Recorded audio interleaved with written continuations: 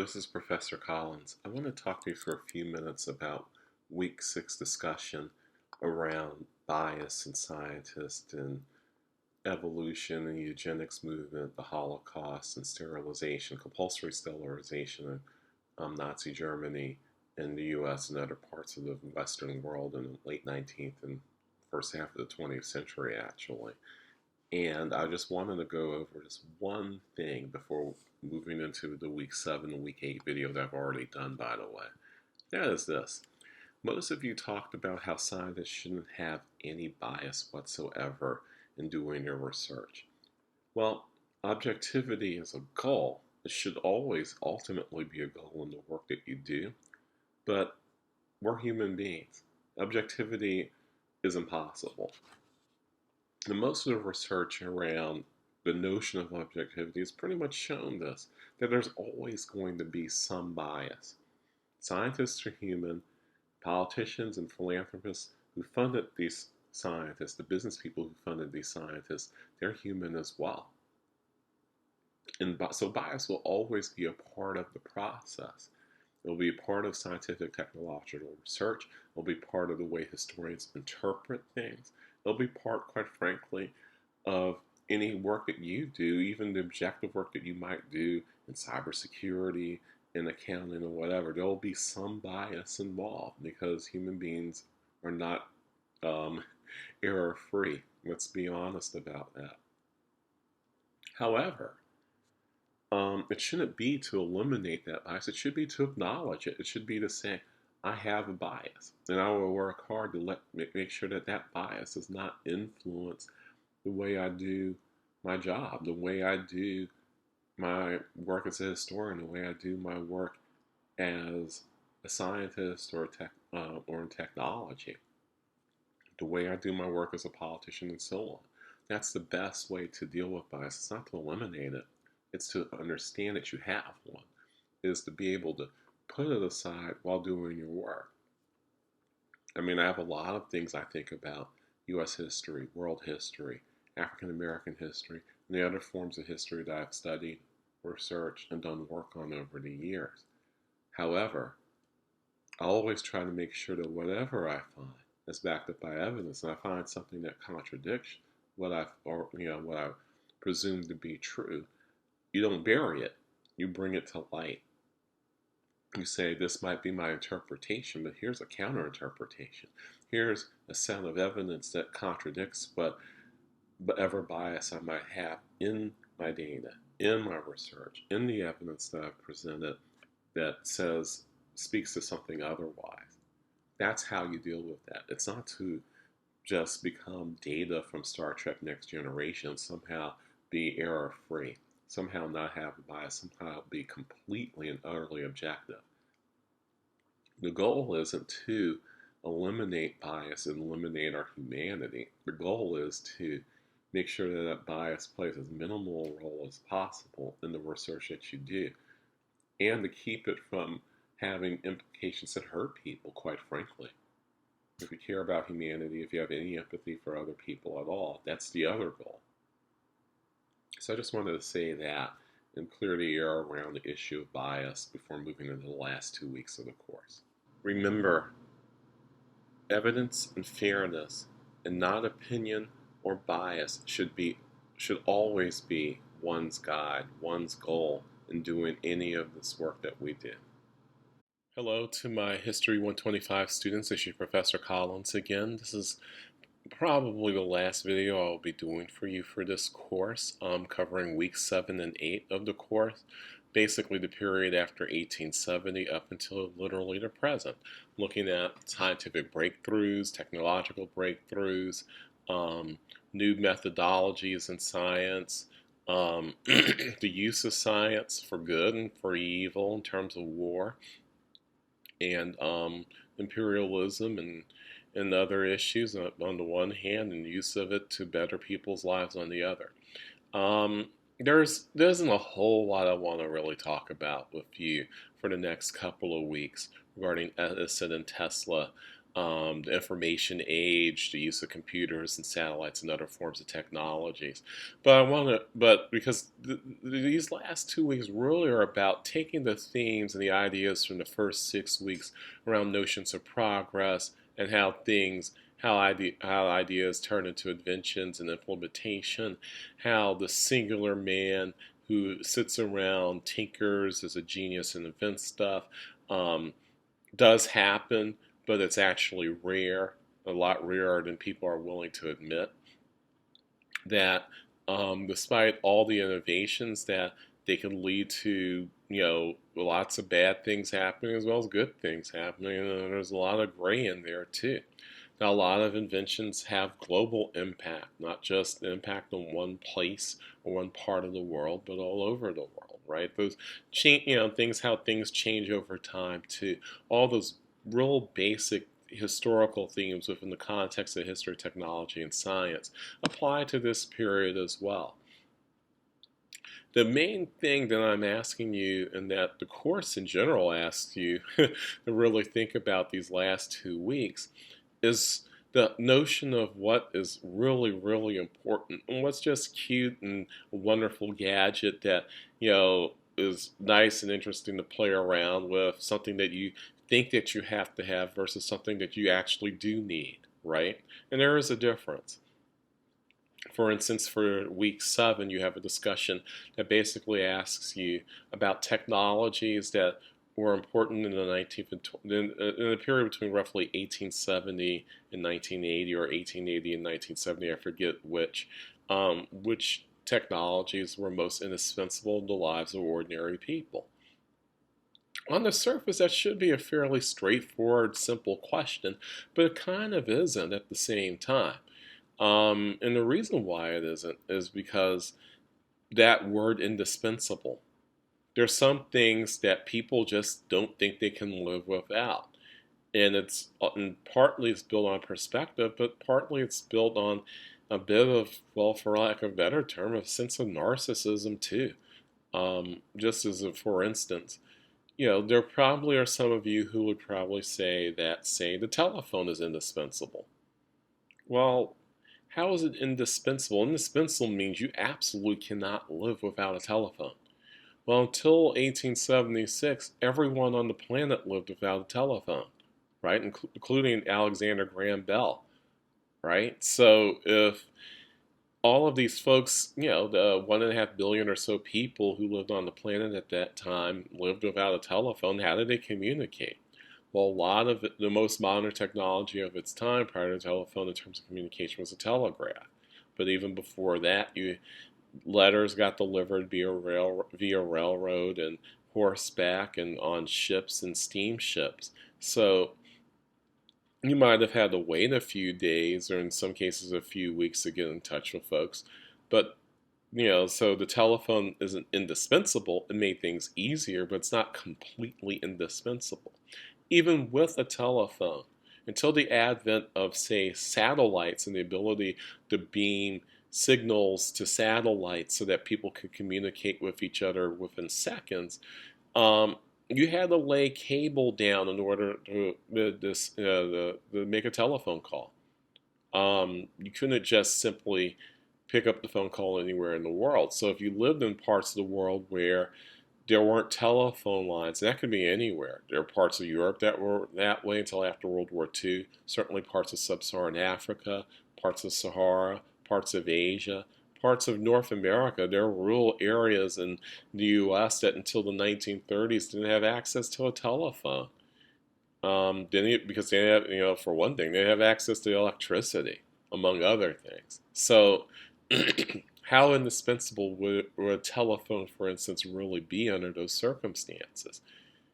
We think of it as absolutely necessary now, doesn't mean it was necessary for that period. When you say indispensable, it has to be something that's related to food, clothing, and shelter. Those 3 things. In other words, if this technology wasn't there, the way you eat, drink, wear clothes, live your regular life is fundamentally transformed, right? Just as a for instance. And it has to be at a fundamental level. Without this technology, it's harder to eat. Without this technology, it's harder to have cheap clothes to wear, so it might be harder to have a fair set of clothes. Um, you might not have housing without this technology. And so it could be things as simple as mass-produced steel, electricity. You know, the fact without electrical grid, you can't do a lot of things. You can't make a telephone call. You know, you can't flush a toilet. You can't turn on a light. You can't refrigerate products. You can't keep food in your home for more than 2 days at a time, right? The ability to have a refrigerator railroad cars is kind of important because in order to ship goods for more than the fastest way of shipping goods and keeping them fresh, even though it might be railroad, without refrigeration, meat spoils in 3 days. Vegetables spoil inside of a week. Even seeds spoil after a few months without proper treatment. So refrigeration or refrigerator railroad cars is a kind of important invention. It's kind of indispensable in terms of how we deliver food, not just within the United States, but all over the world for that matter. Um, Container ships, the ability to have gigantic transport ships that can hold literally hundreds of thousands of tons of things like wheat, or in case of self-contained containers within ships, oil tankers, for instance, that can hold hundreds of thousands of gallons of oil. That could be indispensable. I'm just throwing out a few examples to think about fundamentally. If you got rid of this one invention or one scientific innovation, another example would be pasteurization. Without pasteurization of milk, people would be getting all kinds of illnesses from unpasteurized milk.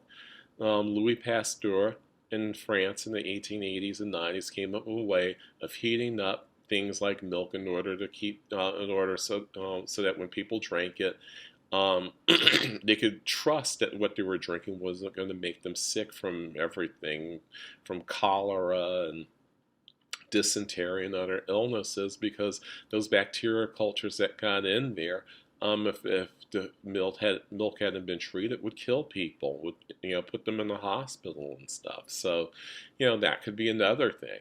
I'm just throwing out examples for you to think about. They're relatively simple. They don't have to be that complicated. It doesn't have to be the radio or the electric streetcar or something like that. Those are important things, but they're not indispensable. And so I just want you to think about that term for week 7.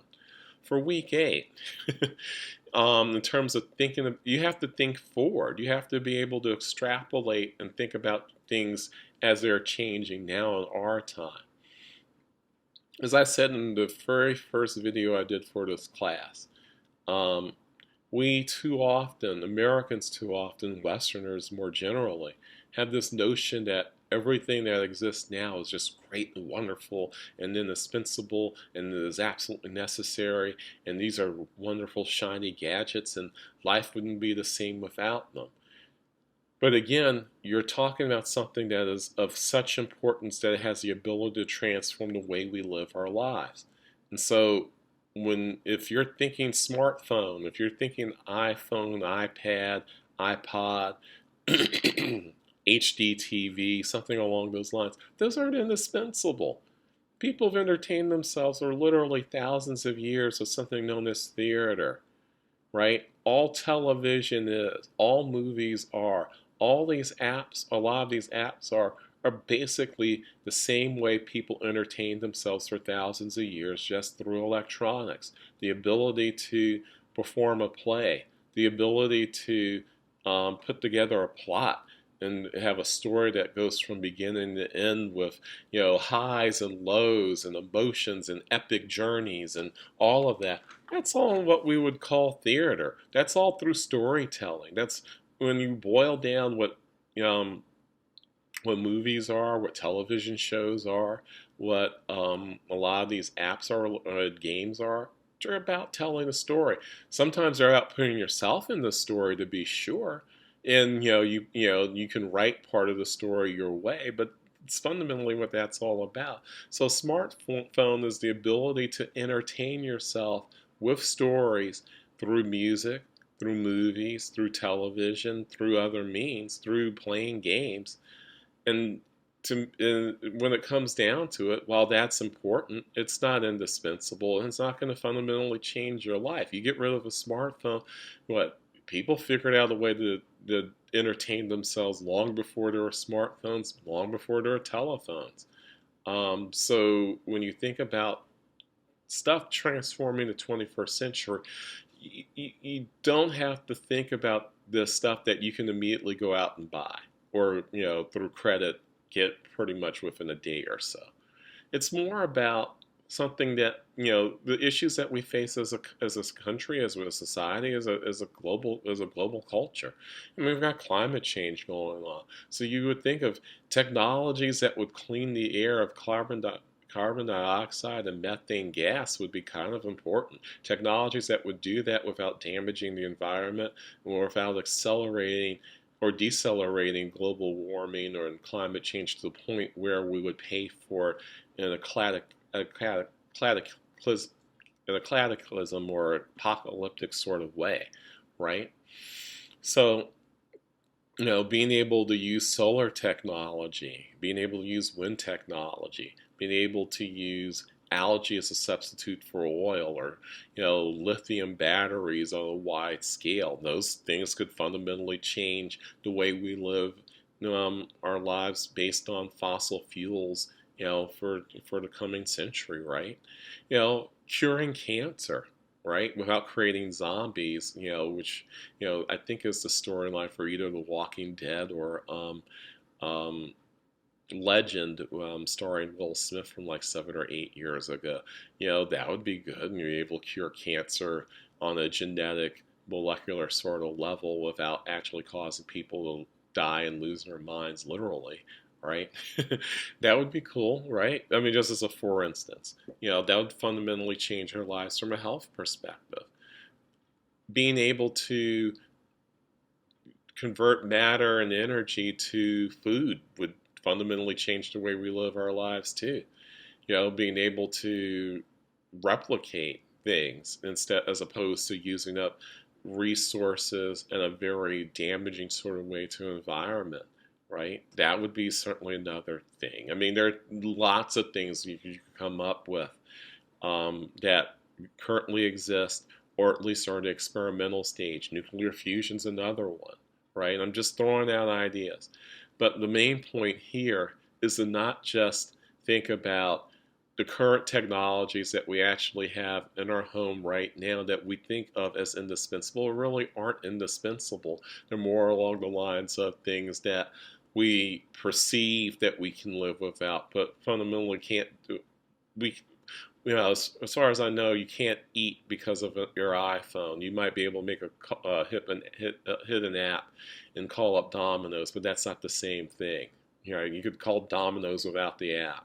Heck, you could, there are enough Domino's in this country where you probably were within driving distance of one. Or if you need to use public transportation, catch a bus to. Or if you really are that desperate for pizza, walk to. So it's not fundamental, a fundamental enough shift, just as a for instance. So I just want folks to get off the idea of iPhone, iPhone, iPhone, smartphone, smartphone, smartphone, computers, computers, computers is the only thing that's indispensable.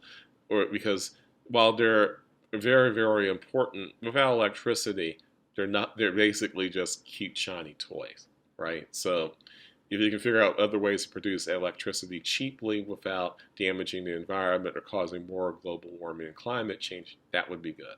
So those are my 2 cents about the last 2 weeks, which are way more than 2 cents, by the way, just being facetious. In any case, have a good rest of the semester, and good luck to all of you.